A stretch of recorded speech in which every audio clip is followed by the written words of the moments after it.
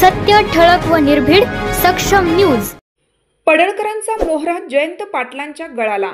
दुपारी पडळकरांकडे तर रात्री जयंत पाटलांकडे। राष्ट्रवादी पक्षाच्या प्रदेशाध्यक्ष पदाचा राजीनामा दिल्यानंतर आमदार जयंत पाटील यांनी साखर पेरणीला सुरुवात केली। याची सुरुवात जतपासून केली। आमदार पडळकर यांचा कट्टर समर्थक असलेले माजी नगरसेवक लक्ष्मण उर्फ टिमू एडके हे जयंत पाटील यांच्या जतमधील बैठकीला हजेरी लावल्यामुळे पडळकर यांना मोठा धक्का मानला जात आहे।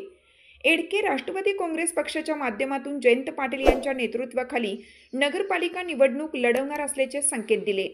मूळचे राष्ट्रवादीचे असलेले एडके हे गोपीचंद पडळकर यांची विधान परिषदेवर वर्णी लागल्यावर पहिल्यांदाच जत शहरातून दुचाकीवरून फिरवलेला व्हिडिओ महाराष्ट्रात गेला।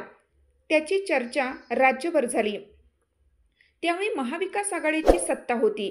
एडके राष्ट्रवादी पक्षाचे नगरसेवक म्हणून कार्यरत असताना पक्षविरोधी भूमिका घेत भाजपचे आमदार गोपीचंद पडळकर यांचे जत शहरात जंगी स्वागत केलं आणि आमदार पडळकर यांच्या नेतृत्वाखाली काम सुरू केले।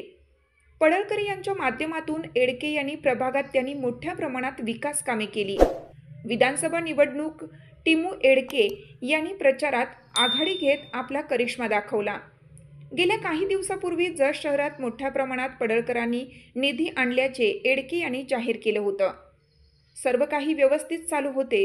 2 दिवसापूर्वी राज्याचे मुख्यमंत्री देवेंद्र फडणवीस यांच्या वाढदिवसानिमित्त आमदार गोपीचंद पडळकर यांच्या नेतृत्वाखालील आयोजित केलेल्या रक्तदान शिबिराला दुपारी पडळकरांसोबत एडके उपस्थित होते। पण काही तासात काय घडले माहीत नाही। कुठे मिठाचा खडा पडला आणि तेच एडके सायंकाळी सांगली मार्केट कमिटीचे माजी सभापती सुरेशराव शिंदे यांच्या निवासस्थानी आगामी नगरपालिका निवडणुकीच्या बैठकीला राष्ट्रवादीचे माजी प्रदेशाध्यक्ष आमदार जयंत पाटील उपस्थित होते। त्या बैठकीला टिमू एडके उपस्थित राहिल्यामुळे राष्ट्रवादी कार्यकर्त्यांमध्ये जोश निर्माण झाला आहे। जयंत पाटील, सुरेशराव शिंदे, टिमू एडके यांच्यात सकारात्मक चर्चा झाली। जयंत पाटलांच्या नेतृत्वाखाली व सुरेशराव शिंदे मार्गदर्शनाखाली नगरपालिका निवडणूक लढवणार असल्याचे संकेत टिमू एडके यांनी दिले। पण असे काय घडले की एडके यांनी पडळकर यांची साथ सोडत जयंत पाटील यांना साथ देण्याचे ठरवले। एडकेंच्या या निर्णयामुळे पडळकरांना शहरात मोठा धक्का मानला जात आहे। पडळकर यांच्यापासून एडके का दुरावले याची उलटसुलट चर्चा सुरू आहे।